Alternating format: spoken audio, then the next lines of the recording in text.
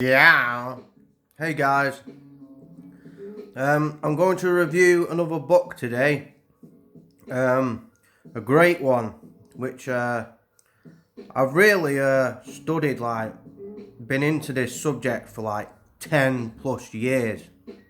So I know a lot about it. I've studied a lot about this particular subject that I'm going to tell, and this particular book I'm going to review. It's such a classic book. If you're into gangster rap or rap music or music altogether, it's probably one of the best music books there is. This was a real classic. Great author, just a classic book. It's called Original Gangsters. Now, obviously, a lot of rap fans who've read the book probably already listened to it. So, as I did on the last one, I'm going to highlight the important bits.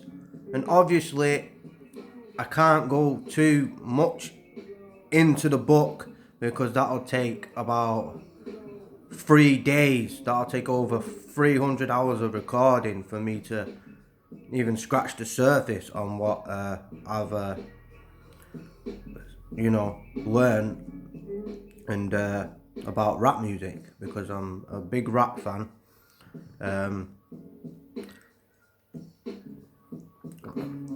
Yeah, it's my 6th day without weed. No big deal. I don't really not really bothered me a bit. I just feel normal again, really. I'm like a dog with two dicks because I'm fixing everyone's fucking alternators. Fixed like fucking 2 alternators for my mate's car this morning.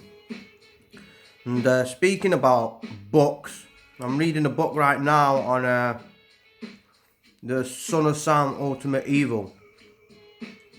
It's a pretty sick book about them sacrificing German shepherds. It's a bit disturbing to me.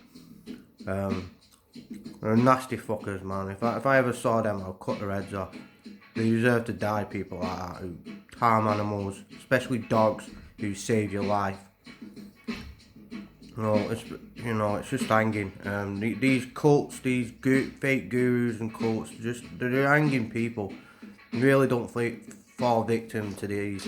And saying that's a really good book, but the Charles Manson thing to it is bullshit. Charles Manson did his own thing, and that was whether it was Helter Skelter or just him being a straight up fucking criminal all his life. Basically, that's what Charles Manson did. He did his own thing. There's no connection with Charles Manson or any satanic cult. The only connection Charles Manson had to any satanic cult that I'm aware of was the straight Satan biker guys who were protecting him from the Black Panthers because he killed a Black Panther in a drug deal. Anyway, the only withdrawal effects I am actually feeling are the fucking withdrawal effects from fucking Wednesday night when Manchester United fucking lost against a team that's only got 50,000 people in its town in the UEFA Cup final. So I think a lot of people around my city, except from City fans obviously, they're fucking partying right now. They've been partying ever since. Hopefully they fucking lose tomorrow against Chelsea.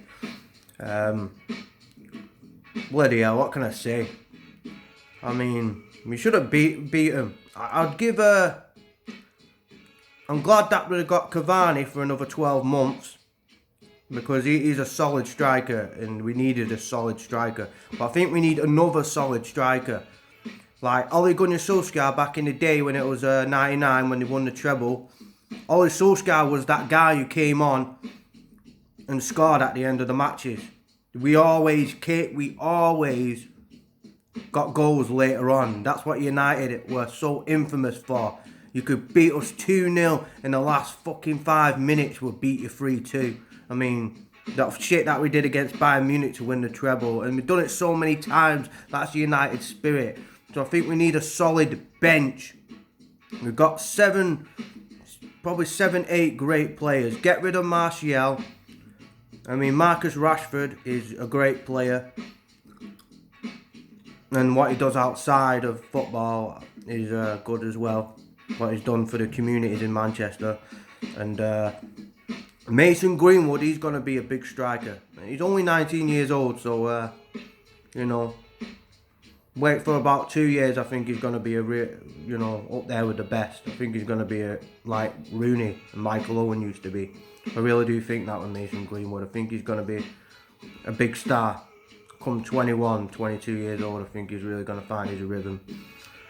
Fernandes, Pogba, great players. Luke Shaw's a great player. McTominay, tough as fuck, great player.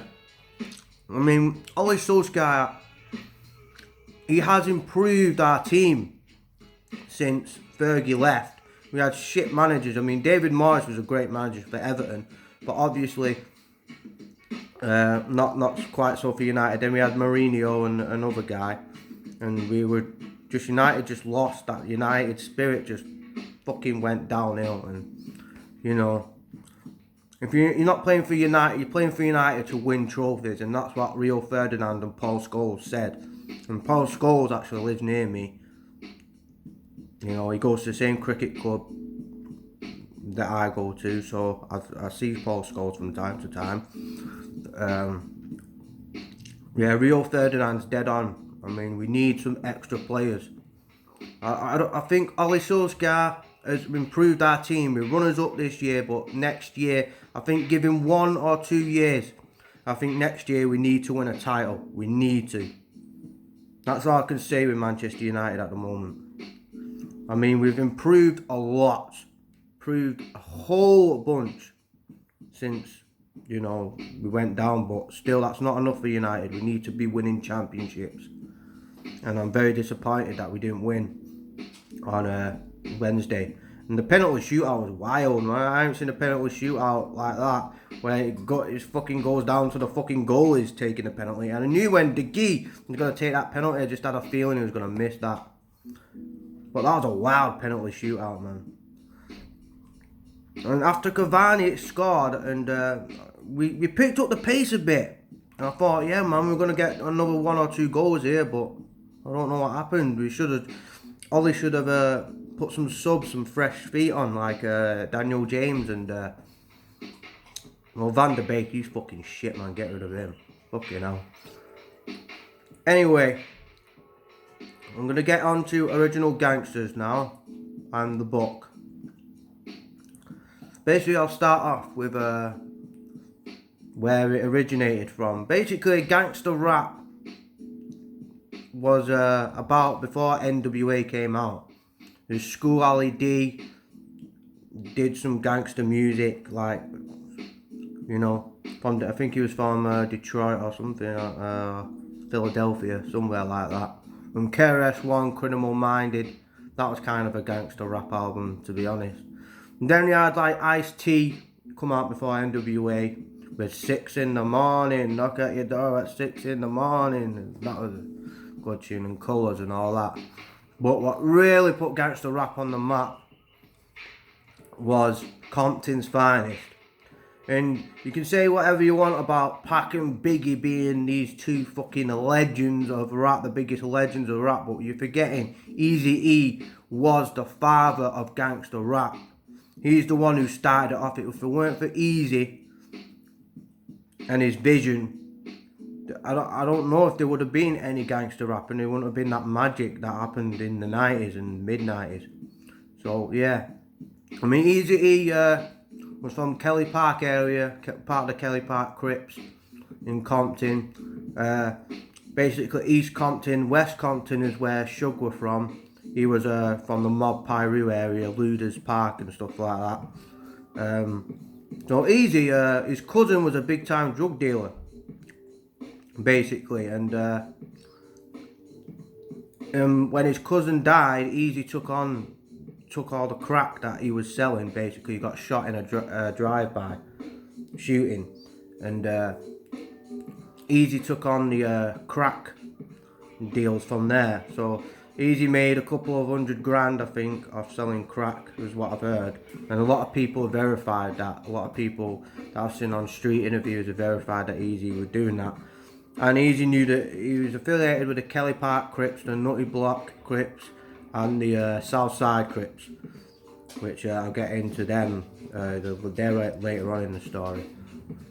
But yeah, while Easy was doing all this drug dealing and shit like that and hanging out at clubs, one of the clubs he was hanging about at was where Dr. Dre was doing disco music for the World Class Wrecking Crew for Alonzo Williams, and DJ Yella was part of that group as well.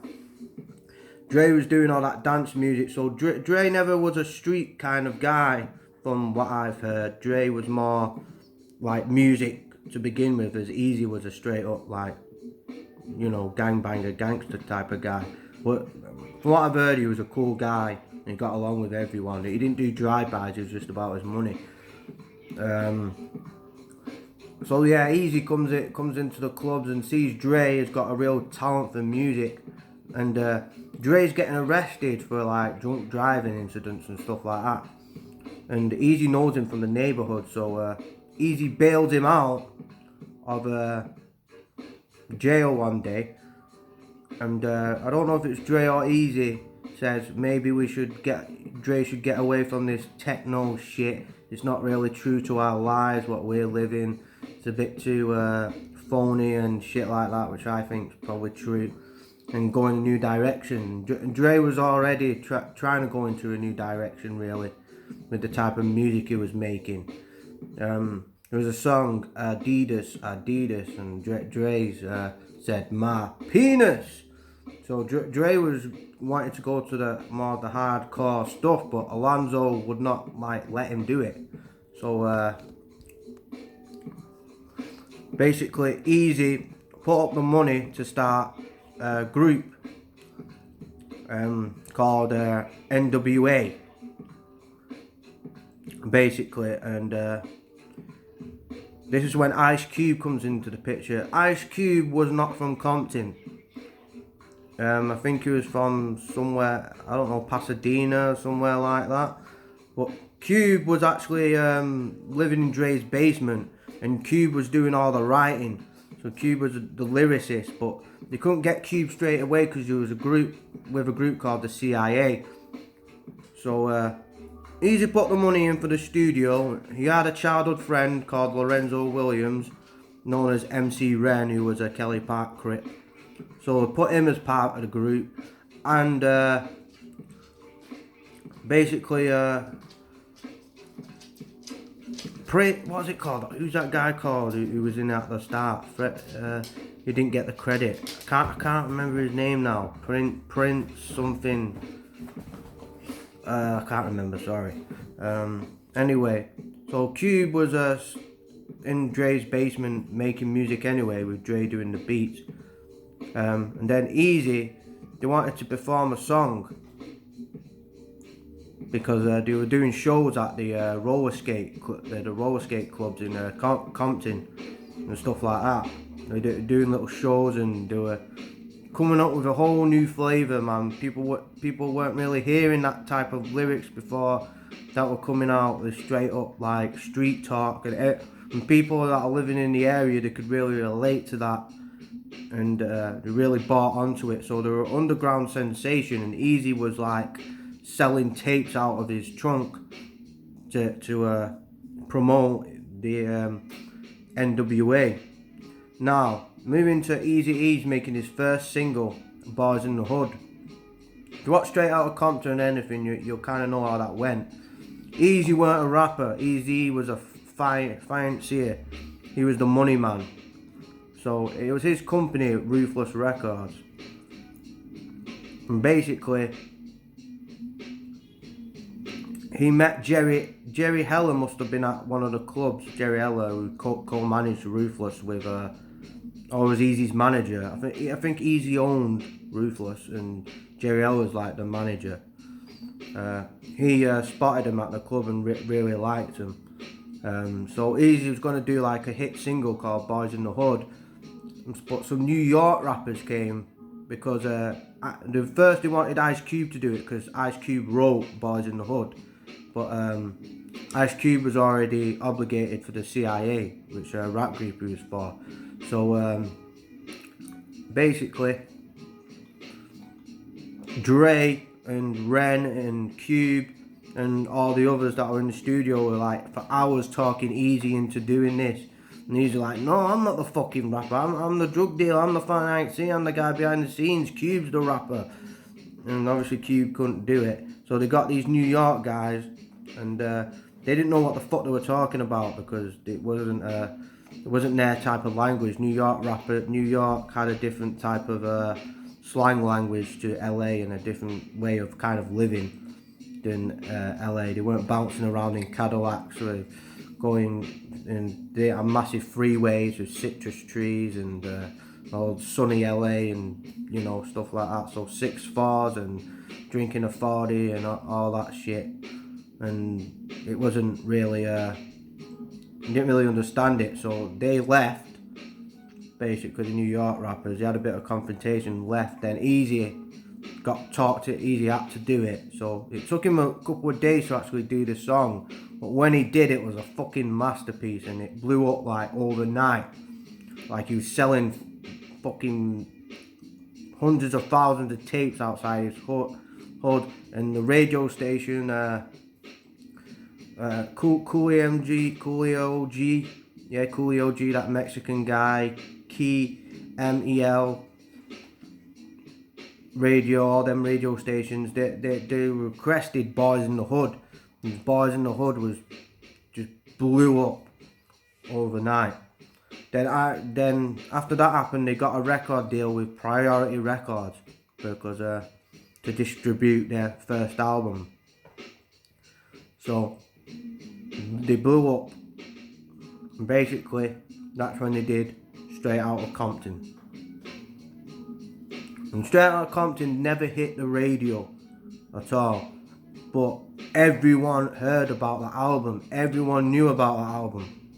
It was the biggest album, the biggest selling album to not hit the radio, the commercial radio. And people was like, why the fuck is this happening? And obviously they revolutionized music with that album. I mean, thanks to Easy being the mastermind, the financier, and just Easy's voice, I could tell when I first listened to Easy, he was fucking like some street criminal. I could just tell he's this little guy, this little sneaky, creepy guy who would just come up and shoot you and fuck you up and shit like that. And you had MC Ren, who was a great lyricist, brought a great deal to NWA, very underrated rapper is MC Ren. The Ruthless Villain. And Cube wrote most of the rhymes, Ice Cube. And he had Dr. Dre production right there. And it was created magic. Basically created magic. And NWA Straight Outta Compton blew the fuck up. The songs were like no other. Straight Outta Compton, the video they shot for that, controversial but just groundbreaking. Obviously, Fuck the Police. Now, the thing is with Fuck the Police is when for a lot of people and a lot of white people from the suburbs, when they first listen to it, they're like, fuck the police, like for no reason. Fuck the police, we don't like authority. Like a lot of teenage kids would be like I was, like fuck authority. But I understood from where they came from at that time was the Crash unit, and I think it was Ronald Reagan was president at that time, and police were doing all types of operations and fucking Operation Crash and coming through the fucking the houses with the battle rams and shit like that, smashing up the houses and just beating people up for no reason. I mean, Fuck the Police was saying that was what was really going on. The police were the enemy. The police were doing some dirty things. Like, they weren't arresting gangbangers, they weren't arresting the Bloods or the Crips. They were arresting any young black person. I mean, the Bloods and the Crips, they'd just stay in the fucking house. They knew what they were doing. And, they were laying low. And I heard Dr. Dre in an interview saying they don't come out. The Bloods and the Crips will be just, coming out real, on the low, being shady and shit. That's what they were doing. So, mostly just targeting innocent black people. So that's where Fuck the Police really was about. I mean, there's stories of how that song came about. There was one on Straight Outta Compton where there was that incident outside the studio where they got harassed and for no reason. If you've watched Straight Outta Compton, they all get arrested. They all nearly get arrested and harassed just for being near Hollywood. Because I think the studio was near like Hollywood, more upper class area. It's like, what is all these black guys with radar hats doing around this nice area? You know, around Sunset and places like that in Los Angeles. And that was one story that the police harassed them. The other story, which was in the book, what Alonzo Williams said, or someone else, is Easy was like shooting people out of the car with paintball guns, like shooting random people. And Easy's fucking like the crazy guy, the one. And he shot a police fucking car with a paint gun. So the police like pulled him over and gave him a ticket for it or something.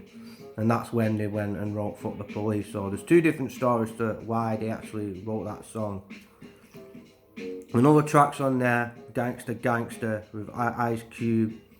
I mean, Ice Cube wrote all the lyrics, Dre did the production, Easy was the mastermind gangster, and MC Ren was played a major part, and DJ Yella did the drums. But yeah, and then Easy did his solo album, Easy Does It, because Easy ran the company. So basically, as soon as Easy got the appetite for rapping, he went all in. So Ice Cube wrote the rhymes of Easy Does It. And Easy Does It is a classic album in my view. 5 star, just like Straight Outta Compton. It's classic. It's not as serious as Straight Outta Compton, and it doesn't show much of a political like message.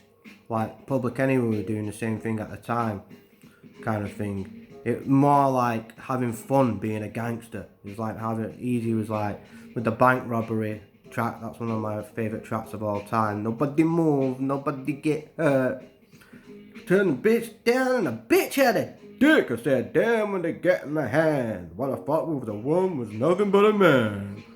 Fucking yeah, Easy was funny. That album was just funny. He made gangster shit look funny.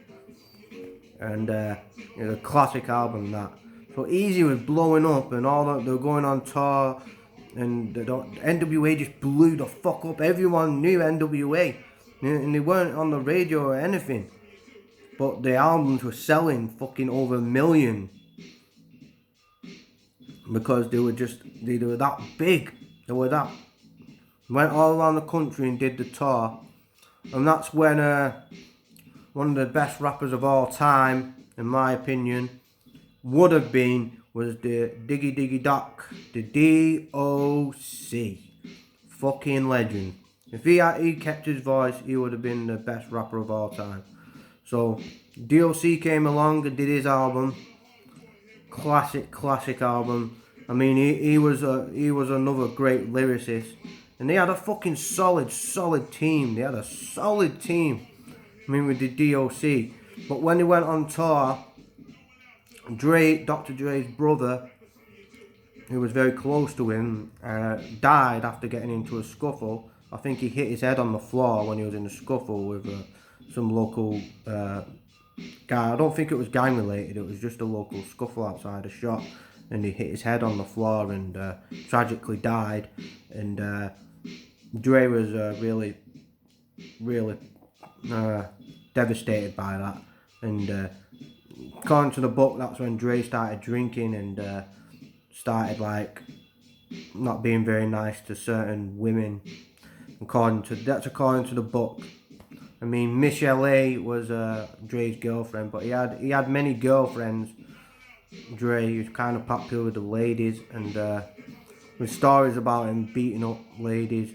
And it was around about this time that his brother died. He started drinking a lot, and and then another setback happened with NWA. D.O.C. had a car crash and lost his voice. And then when they got back from the tour, Ice Cube, the main lyricist, the guy who wrote all the rhymes, probably the best lyricist on the West Coast, because obviously West Coast rap, if you're into rap music, is not considered back then as being lyrically advanced as the East, the New York rappers was.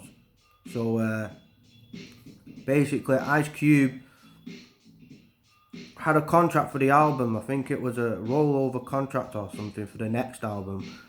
So you'd get paid for the next album. I'm not sure how these contracts work, but Jerry Heller, I think, offered all of them 75 grand each. Obviously, Easy got paid fucking probably millions because he owned the company. And Cube was like, hold on a minute, I wrote 2 of these albums. I wrote Easy Does It, and I wrote Straight Outta Compton. Most of them albums, and I was the main rapper on them, and I'm getting 75 grand when this album sold over 1 million. I mean, what the fuck is up with that? And Cube just saw through it and was like, fuck that shit, I'm gonna go on my own. And Ice Cube ended up leaving the group and went to New York and teamed up with the Bomb Squad and the Lynch Mob, who were straight up gangsters. JD, some guy called JD, straight up stone cold killer on the streets. So Ice Cube weren't a gangster, but he got some real hard motherfuckers behind him like JD and people like that from the Lynch Mob who were no joke. They did Chuck D. Got involved with Chuck D and made a classic album. I think it's like one of the greatest albums rap albums, because it's got that East Coast flavour and West Coast flavour to the album. You can tell Ice Cube brings some West Coast flavour but with some East Coast beats. So it's really a special classic album when you think about it. America's Most Wanted. And by that time, NWA still weren't broken. They still had Dre as a production, and they still had MC Ren, who could rap really good, and Easy that could do it. And so NWA put out the second album in 1991. N for Life, which to me was better than the first because the beats were more raw, not as political as the first, as it was more really dark, hardcore, straight up gangster shit, straight up, like it weren't political at all. It was more straight up gangster, kill you, fuck you type of shit.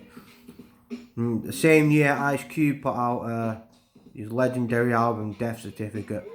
I love that album. I love Death Certificate's album. I think it's one of the greatest hip hop albums of all time. But listening to it, if you listen to the lyrics, it seems very racist on that album, Ice Cube. Yeah, he's got his reasons to be racist, but Ice Cube didn't actually come from Compton anyway. So he's very political but very racist towards white people. So that weren't really, I was kind of like, you're just as bad as the white man being racist towards you. It's like 2 wrongs really don't make a right sometimes. I know it's contradictory coming from me, but I'm just saying off the book. So at this time, this is when the big bad wolf comes around, the big bad man. Suge Knight. He was always around. He never grew up as a gangster, though. He weren't. From what interviews I've watched of certain Mob Pyru members, he never actually was a straight up gangbanger. He didn't do any dirt in the street or anything like that. He was a big motherfucker, and his cousin, I've done research on this, Ronald McDonald, he was a gangster and rolled with the Luders Park Bloods and stuff like that, Elm Street Bloods, Mob Pyrus.